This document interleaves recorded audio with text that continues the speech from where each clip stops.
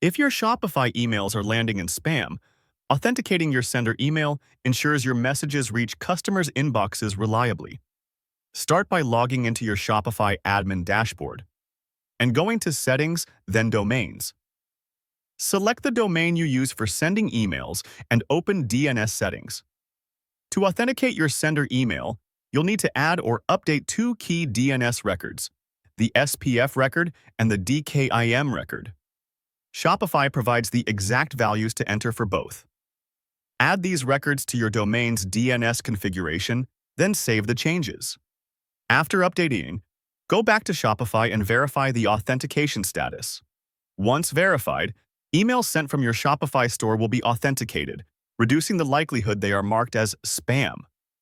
After verification, your sender email is authenticated and emails will deliver more reliably. Thanks for watching, and I'll see you in the next video.